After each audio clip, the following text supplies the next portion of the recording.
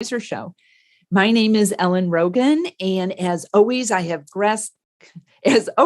guests to help you grow in every area of your life, especially your business. And I'm really excited about our topic today and our special guest, John Yackel. And what we're going to talk about is how you can stay working with the next generation, with your clients, how to do that in ways that also serve them deeply by getting into conversations, even if you're less comfortable with them, or maybe you have been around estate planning and trust services, and really having family meetings with your clients and why this is so crucial. So John is a longtime friend, and we had lost touch for a while. But that's the thing about longtime friends, is even if there's been a gap in time, when you reconnect, it's just so wonderful. And I had seen on LinkedIn how John founded a new company, and thought it was a perfect opportunity to reach out and reconnect. So let me give you a little bit about John's formal background. John Yackel is the founder and CEO of Trucendent, and Trucendent was built for financial advisors and has modernized the delivery of estate planning and use of trusts, which needed modernizing, as they're really seeing, because their business is really exploding. Their business solution combines technology and a professional network of attorneys and corporate trustees for financial advisors. And John's been in the financial services industries in lots of different capacities for many years, so he knows the chair that you're sitting in. He knows how to help advisors grow their practices. Before founding Trucendent, he was head of strategic initiatives at Envestnet. Prior to that, he was with Prudential in their wealth management area, helping with business development. I met him prior to that when he was with a different financial services firm, and they didn't call them wholesalers, they called them regional directors, but he really helped me grow my advisory practice. So John, welcome. I'm so glad to have you here. Thanks, Ellen. I'm really looking forward to the time today. Thanks for having me. Yeah. So, John, it would be really great if you could share a little bit about why you decided to start Trucendent and kind of your personal story around this. It was fascinating to me when you shared it with me when we reconnected. Sure, absolutely. I think most people will always ask, why start a company in the middle of a global pandemic? And they often ask, are you a little bit crazy to do this? I couldn't think of actually a better time now with hindsight. We've been at this now for a little bit over a year, but many of us need a kind of a personal, emotional connection to something that we have a lot of passion about, to really start something new in an endeavor in your business and career. So for me, this is the first time kind of leaving the large corporate America and being an entrepreneur and a business owner. I've had the pleasure of working with people like yourself, Ellen, that were independent business owners to help you grow your business and practice. And that perspective has only strengthened, I think, my resolve as I went through this. But the personal connection for me, where it really came to light for me, was my own estate planning experience within my family. It was a little bit over 10 years ago. And my father, who got sick and ultimately passed a year afterwards, he leaned in with me. I was the youngest of six. And when you're the baby of a family, you have the tendency to kind of be the glue and connect with the rest of your siblings. I was fortunate enough that I'm in the space, in the business, and have worked in both trust, financial planning, investment management, and the RIA community my entire career. And I saw how disjointed this process was for just a basic estate plan when we started with my dad's situation for our family. And I saw the accountant, the advisor, I saw a separate trustee, and then attorneys, all kind of providing independent individual advice. But it wasn't really brought together into one easy manner for either my father, and then obviously me working with him in kind of an advisory capacity, Ellen. And after he had passed, I was really happy that we, had really dug into some initial planning into this, because when you're going through a loss of a loved one, especially a parent, that's where the time and energy has got to be focused in on that, and not on, oh my gosh, what do we do? And first and foremost, we had a nice plan set up to make sure mom was taken care of. And, that's a kind of a common story that we often hear as people go through this. But it really hit me when my mom died just 2 years ago, this October. And, you go from planning to actually execution and administration of the overall estate plan of what was put into motion. So as I was watching this kind of unfold in 2019, and we moved into that process of administration of everything and gathering of documents one more time, meeting with the attorneys.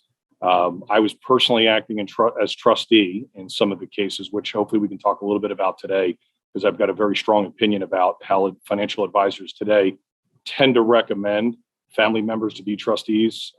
It's a big red flag for me. I'll tell you why. And I really saw a huge need and an opportunity for financial advisors to lead this conversation more proactively in getting better plans together, getting clients prepared.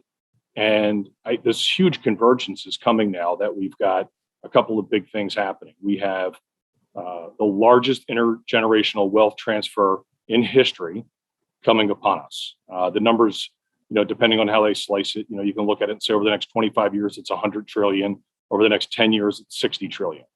And with 90% of individuals and heirs changing their financial advisor when they inherit the money from their parents' advisor, that to me was, all right, there's a huge opportunity. There's a huge challenge. There's a huge need, any way you want to look at it, to really start to provide a disruptive model in that technology and in the service model to really help advisors get in front of this, as opposed to get the call and say, there's either been an accident. Because the problem, Ellen, the longer you and I have been in this business, we hear a lot of sad stories.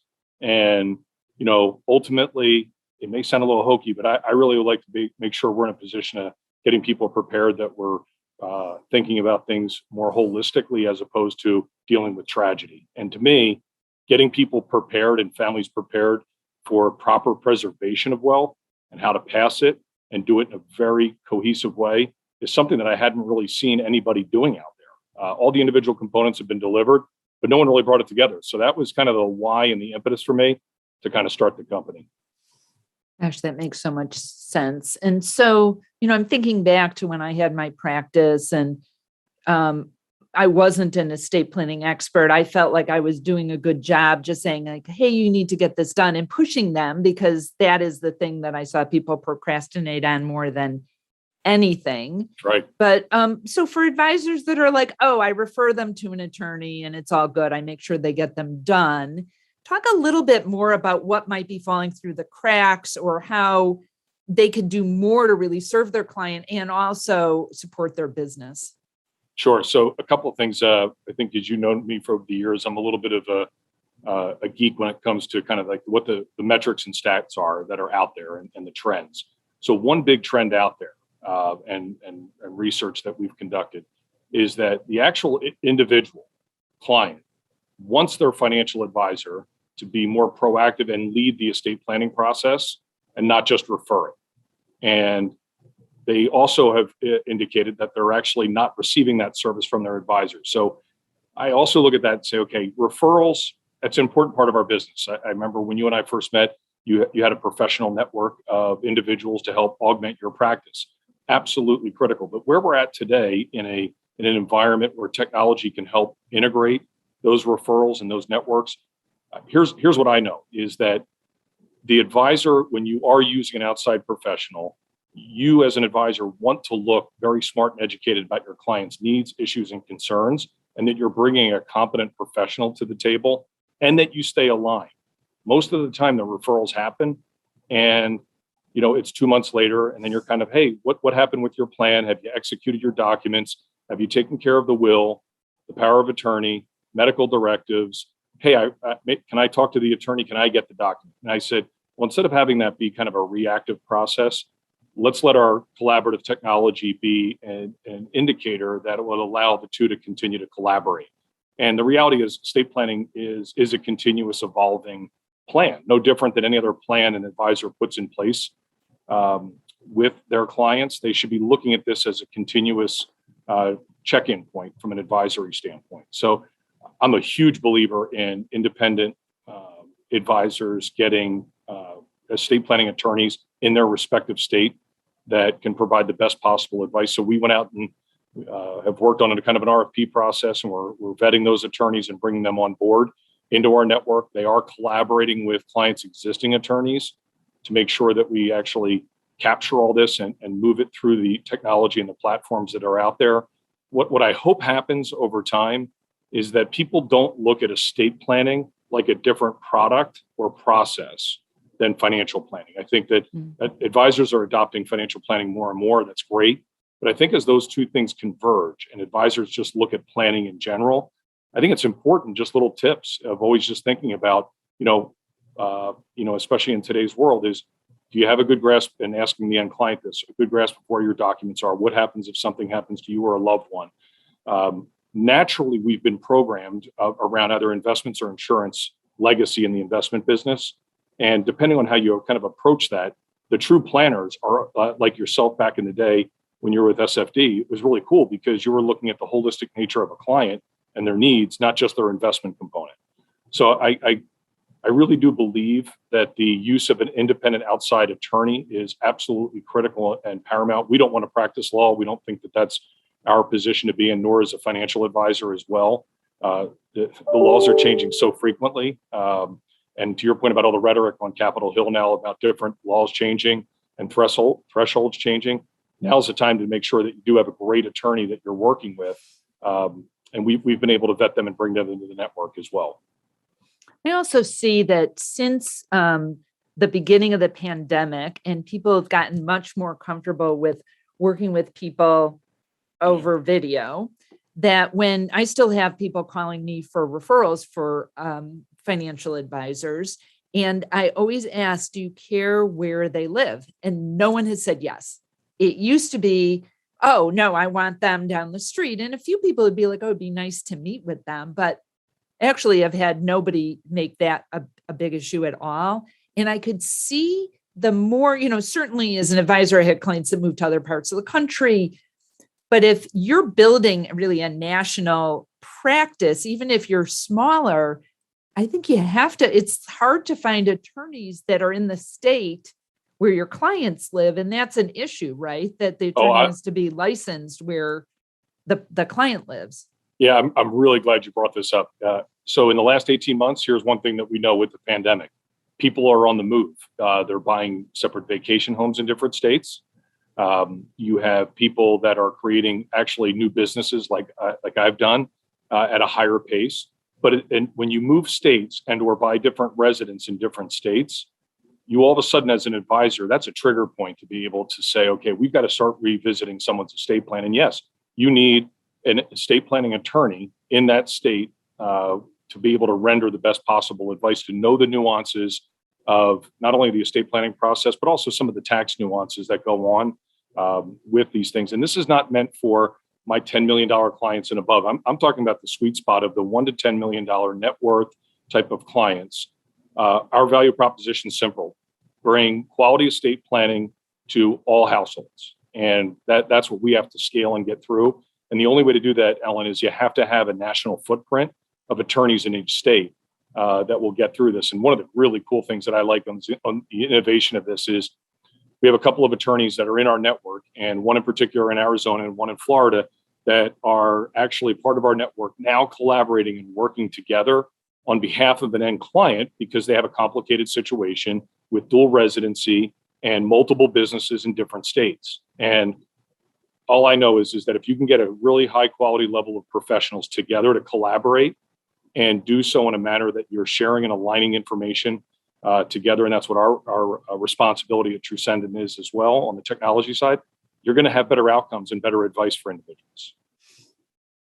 And I'm seeing how, the model of just an advisor being great at asset allocating or selling a tax strategy through insurance, and that's it, is just going to not be a differentiator. It's already not a differentiator, and it's not a good long-term strategy for sure. So adding, of course, planning, but this is such a crucial part of planning.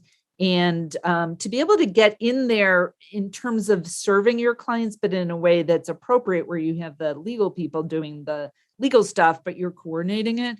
Because as you said, I mean, if there's when there's ultimately someone in the family dies, if you can have helped facilitate that, hopefully their heirs will stay with you. But even if not, you've done like such an important thing for somebody. Yeah, what the neat thing is, there's so much opportunity for us to use different type of technology and digital engagement tools to get the beneficiaries and the kids and the next generation engaged with their parents' advisor, which a lot of times people will say, not for me. I have different needs, and many of them are doing their own type of self-directed brokerage accounts. Some of the millennials in there, everybody feels that they're afraid of getting them engaged. The research is clear. The millennials actually are seeking professional advice more and more now in the pandemic than they were before.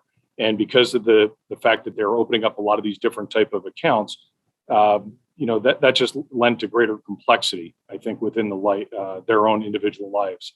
I think what we'll see over time, I'd mentioned this a little bit earlier about just even the professional nature and services, that I don't know why, and I've asked a lot of advisors of this and have taken surveys of why, as an advisor, when you're asked in estate planning, do you say just choose a family member to be the trustee?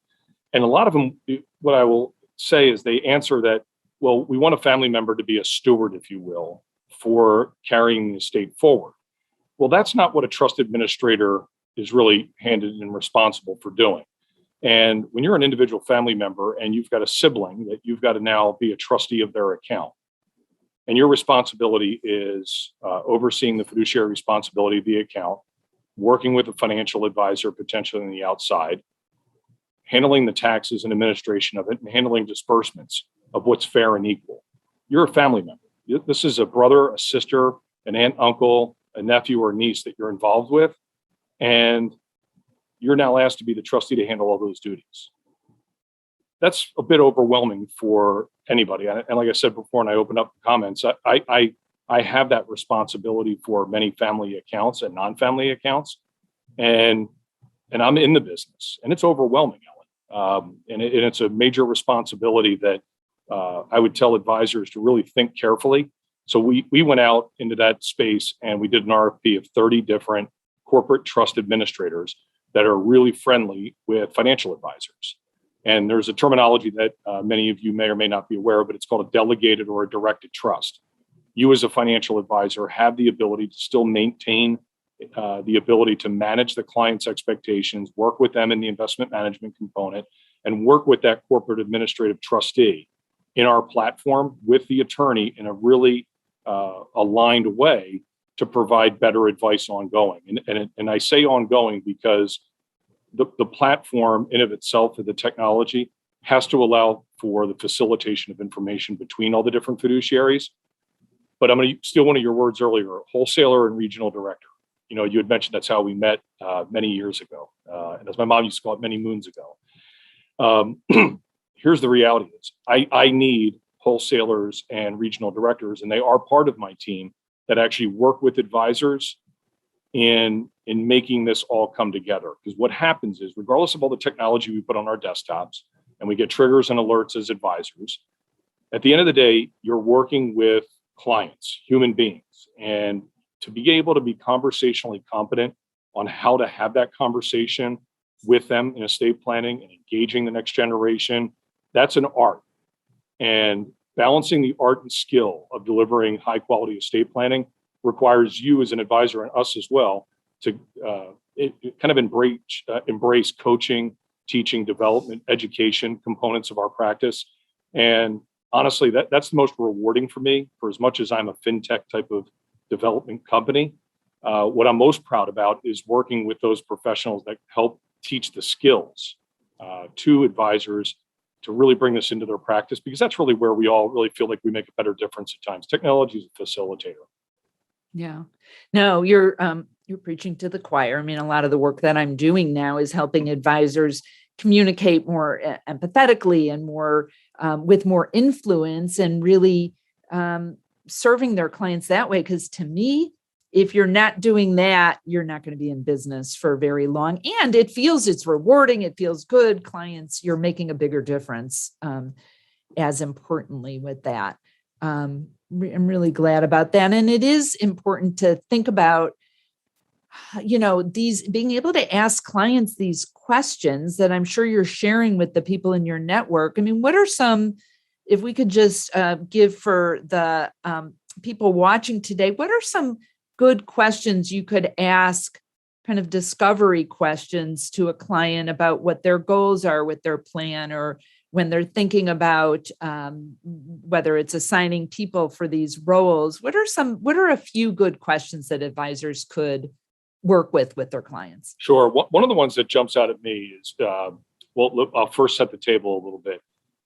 I'll make the assumption that most advisors have moved to the point where they definitely have multiple decision makers in the room together, and they're not just dealing with one of the people if you have a couple. The definition of family has clearly changed over the last decade or two.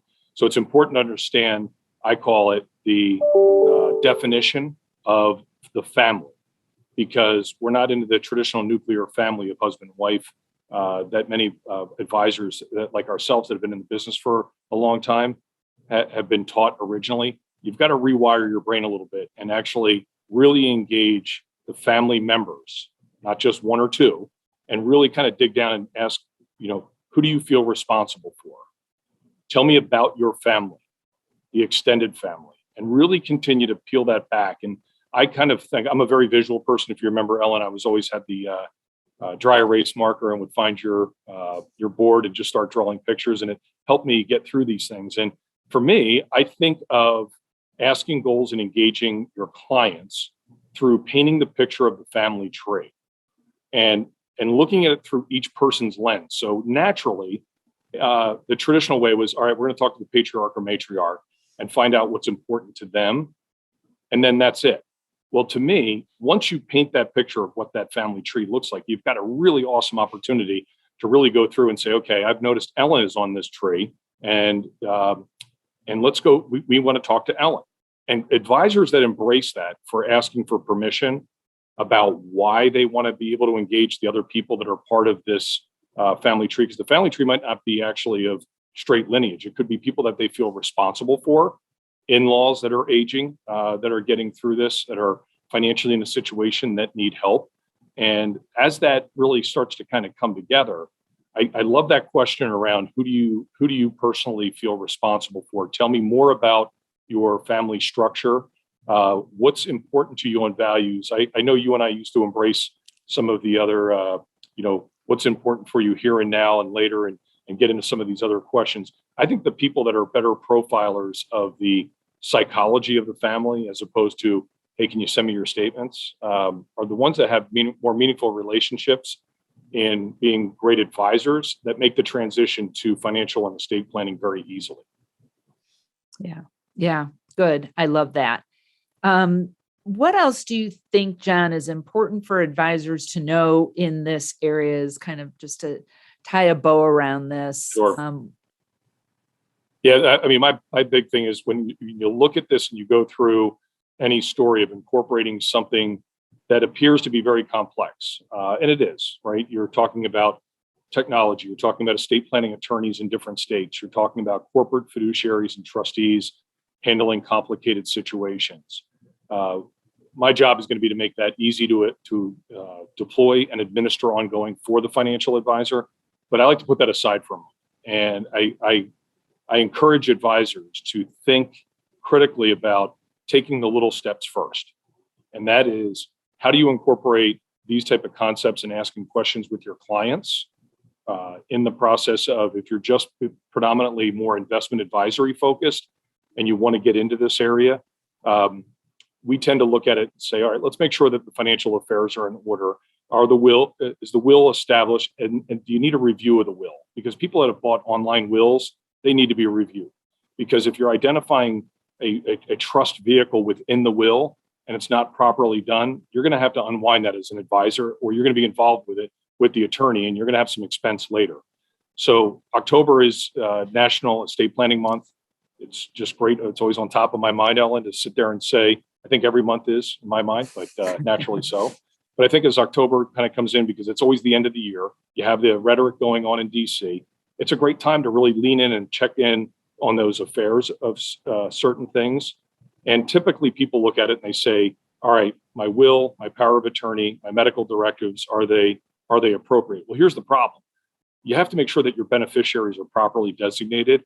And I know I saw you nod your head and you've seen this before, and there are sad stories that people have a will and they have their beneficiaries that they think are designated properly in their custodial accounts, and the two are not enmeshed, and then you're off to probate.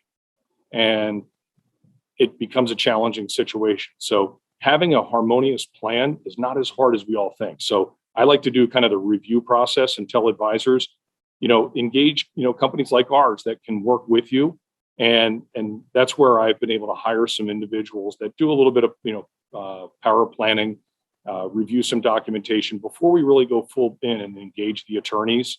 We really kind of look at that and review the advisor's practice to say, where is it appropriate to take those little steps in helping clients before thinking about, wow, how do we take this really complicated process in your mind and incorporate this into my entire practice? It's an important thing to bite this off in small chunks. Yeah, for sure. And I am reminded of someone I talked to, someone I used to work with, younger guys, got two younger kids, actually an attorney by background and doesn't have wills, doesn't have powers of attorney. I'm like, oh, wow. Well, I've done this. I'm like, at least get something. And so, and I remember right before I left my practice, there was a very wealthy couple, had teenage kids and nothing. It was like, oh my God, and so it's not uncommon. We know that people procrastinate on this. Of any area that I dealt with my clients, this more than ever. And I saw it with my husband and I. Took us years to redo our plan. We finally just did it. We all see it, Ellen. I mean, the interesting thing, even for us that are in the business, it is, it's easy to neglect and say, I'll get to it. Financial and estate planners will often say, look, we've written great plans, but we haven't been able to execute and take them all the way through because it requires work and administrative effort. And to me, that to fulfill that opportunity and obligation and help advisors get those plans in place with the best professionals out there, to me, that's extremely rewarding. And I think it's great work that we can do together, working with advisors. I don't want to be in a situation of going direct, never will. Going through financial advisors has been my entire 29, coming on 30 years of a career. And I believe in independent advice. I believe in the financial advisor's role. But I also am cognizant of the fact that the advisors have so much asked of them, whether it's their home office, if they're in a big broker dealer, if they're in a wirehouse, or even the independent RIA. The independent RIAs that I love working with tend to be the ones that are the ones that ask for the most help. And they're willing to do so and not get caught up in a lot of the different administrative burden of saying, well, I don't know if I can really get this approved. They look at it and start with a client need. I need help. And that's where that often starts. And that's what we're seeing at the bigger firms now, where individual advisors have seen some of our work product, Ellen, and they lean in and they're like, all right, I have a client situation and I really want to help. But once you do one or two of these, and advisors that have 100, 200 families that they work with, the question becomes, how do I take this to all families and build a scalable business? What I will tell you, the capitalist inside of me, if I'm an advisor and a business owner and I want to eventually monetize my business and sell it, and like you did, Ellen, you advisors go through this transition.